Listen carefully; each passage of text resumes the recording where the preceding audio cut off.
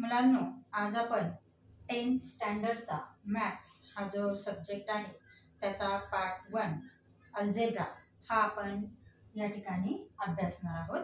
त्यामध्ये असणारा जो चॅप्टर नंबर 2 आहे क्वाड्रॅटिक इक्वेशन म्हणजेच वर्ग समीकरणे हा आपण या ठिकाणी अभ्यासणार आहोत। आता सुरुवातीला इक्वेशन म्हणजे काय? आता इक्वेशन म्हणजेच समीकरण। मग हे जे समीकरण आहे हे समीकरण म्हणजेच दोन जे काही टर्म असतात किंवा दोन जे एक्सप्रेशन्स असतात किंवा राशी असतात यांच्यामध्ये असणारी समानता। The equality present in two expression is called equation. या ठिकाणी उदाहरण घ्यायचं झालं तर x - 9 इज इक्वल टू 70। या ठिकाणी हे एक्झाम्पल घेतलेलं आहे, याला आपण काय म्हणतो? इक्वेशन। या ठिकाणी x - 9 is equal to 17। x - 9 हे एक एक्सप्रेशन आहे, 17 हे एक एक्सप्रेशन आहे आणि यांच्यामध्ये काय आहे? इक्वॅलिटी आहे, समानता आहे। The equality present in the two expressions are called equations. मग हे जे इक्वेशन्स आहेत त्याचे अनेक उदाहरणं आपल्याला सांगता येतील, पण आपल्याला फक्त दिलेलं आहे x - 9, याला आपल्याला इक्वेशन म्हणता येणार नाही, कारण आपल्याला या ठिकाणी इक्वल साइन दिलेलं नाही, म्हणून आपल्याला याला इक्वेशन म्हणता येणार नाही। आता इक्वेशन हे दोन प्रकारचे असतात। इक्वेशन जे आहे त्याच्यामध्ये लिनियर इक्वेशन। मग लिनियर इक्वेशन मध्ये आपल्याला दोन प्रकार पाहायला मिळतात, linear equation in one variable. आता सुरुवातीला लिनियर इक्वेशन म्हणजे काय ते समजून घ्या अगोदर। लिनियर इक्वेशन म्हणजेच काय? रेषीय समीकरण। आता या रेषीय समीकरणामध्ये आपल्याला जो काही व्हेरिएबलचा इंडेक्स दिलेला असतो, म्हणजे हा या ठिकाणी हा व्हेरिएबल आहे आणि याचा इंडेक्स हा किती असतो? कायम 1 असतो, म्हणून त्याला काय म्हणायचंय? लिनियर इक्वेशन म्हणायचे। आता या ठिकाणी आपल्याला दिलेला आहे x⁻³ - 10 is equal to 30। x⁻³ - 10 is equal to 30 ह्याला आपल्याला लिनियर इक्वेशन म्हणता येईल का? तर याला लिनियर इक्वेशन म्हणता येणार नाही। याचं कारण काय आहे? याचा जो इंडेक्स आहे तो किती आहे? 3 आहे आणि आपल्याला किती पाहिजे लिनियर इक्वेशन मध्ये? इंडेक्स त्याचा 1 पाहिजे। म्हणजे या ठिकाणी हे जे इक्वेशन आहे त्याला आपल्याला लिनियर इक्वेशन म्हणता येणार नाही। मग लिनियर इक्वेशनची बरीचशी उदाहरणं आपल्याला सांगता येतील। लिनियर इक्वेशन मध्ये परत linear equations in one variable. Linear equation in one variable.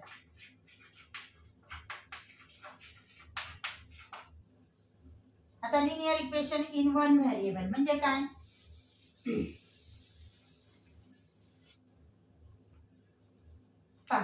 असं इक्वेशन की ज्याच्यामध्ये फक्त एकाच व्हेरिएबलचा समावेश असतो, असं इक्वेशन त्याला काय म्हणायचंय? Linear equation in one variable. आता हे लिनियर इक्वेशन आहे म्हणजे इंडेक्स त्याचा किती आहे? व्हेरिएबलचा 1 आहे। म्हणजे त्या ठिकाणी आपण उदाहरण कोणतं घेऊयात? x + 6 is equal to 18। x + 6 is equal to 18। आता हे जे इक्वेशन आहे हे इक्वेशन कसं आहे? लिनियर इक्वेशन आहे आणि हे जे आहे ते कसं आहे? Linear equation in one variable आहे।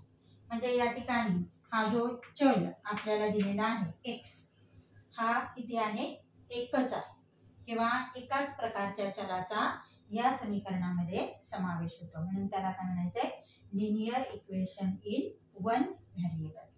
आता ह्याची सुद्धा असंख्य तुम्हाला उदाहरणं सांगता येतील की ज्याच्यामध्ये फक्त एकाच व्हेरिएबलचा समावेश असतो, अशी असंख्य उदाहरणं तुम्हाला सांगता येतील। त्यानंतर linear equation in two variable. Linear equation in two variable.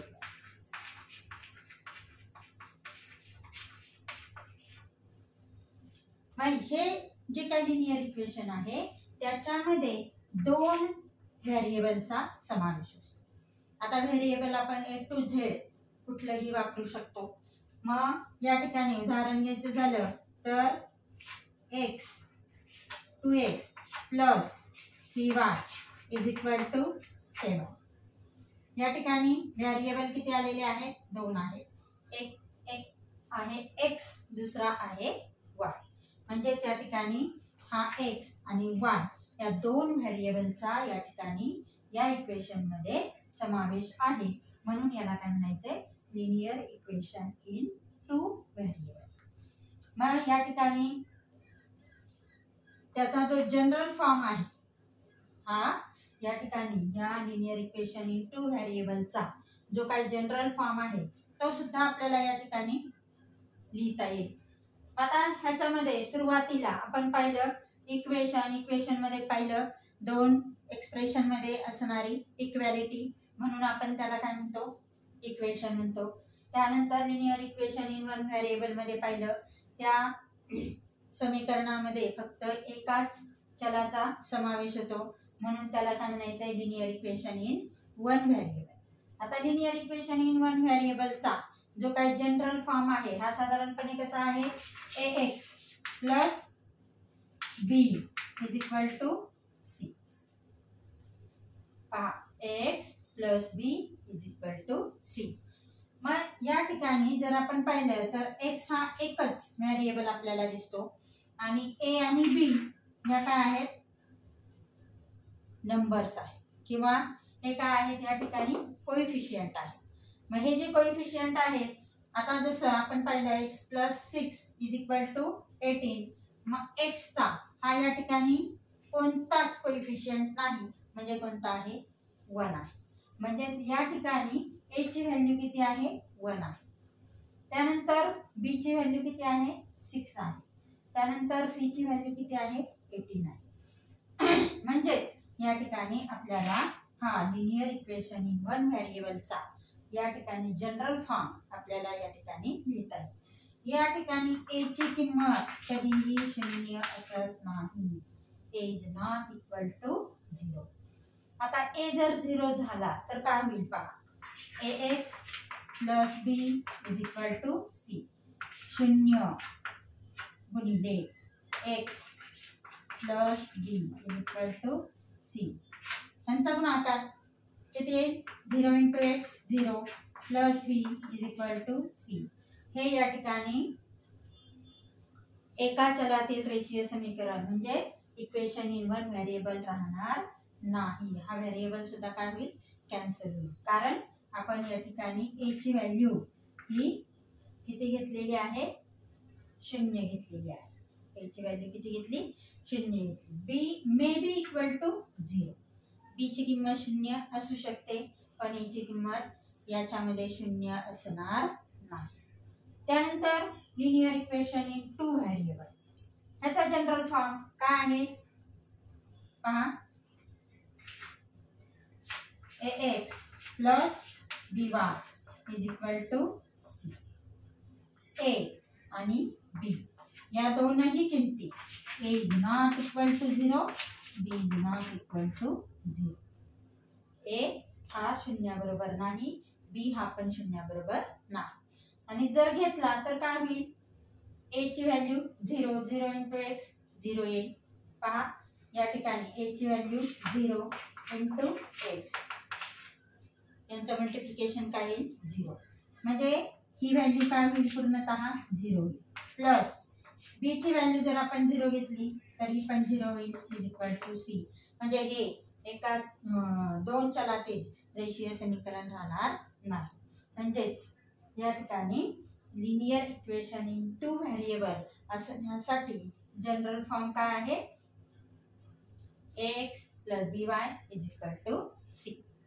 आता आपल्याला पाहिजे क्वाड्रॅटिक इक्वेशन. क्वाड्रॅटिक इक्वेशन मध्ये त्याचा जनरल फॉर्म हा सुद्धा आपल्याला पाहता येईल. या ठिकाणी क्वाड्रॅटिक इक्वेशन म्हणजेच काय? वर्ग समीकरण. अशी समीकरणं की ज्यांच्यामध्ये हा जो व्हेरिएबल आहे x किंवा कुठलाही जो आपण वापरणार आहोत तो A to Z आपण कुठलाही वापरू शकतो. मग या ठिकाणी याचा जो इंडेक्स आहे हा कायम किती असतो 2 असतो. म्हणजेच ज्या इक्वेशन मध्ये चलाचा इंडेक्स किती असतो किंवा चलाचा घातांक किती असतो 2 असतो त्याला काय म्हणायचंय क्वाड्रॅटिक इक्वेशन. आता या ठिकाणी जर आपण पाहिलं तर x² plus 9x plus 3 is equal to 0. x² plus 9x plus 3 is equal to 0. आता या ठिकाणी चल किती आहेत 2 आहे. चल किती आहेत 2 आहेत. मग या ठिकाणी मात्र आपल्याला चलाचा समावेश जर 2 चल आहेत पण हे कशाच्या बाबतीत झालं आपल्याला लिनियर इक्वेशन इन 2 व्हेरिएबल. आता आपण काय पाहतोय क्वाड्रॅटिक इक्वेशन म्हणजेच काय वर्ग समीकरण. वर्ग समीकरणांमध्ये फक्त या ठिकाणी एकाच चलाचा समावेश असेलच असं नाही. मग या ठिकाणी x² plus 9x plus 3 is equal to 0. हे आपल्याला या ठिकाणी a ची व्हॅल्यू जी आहे ती कधीही 0 असणार नाही. कशामध्ये क्वाड्रॅटिक इक्वेशन मध्ये.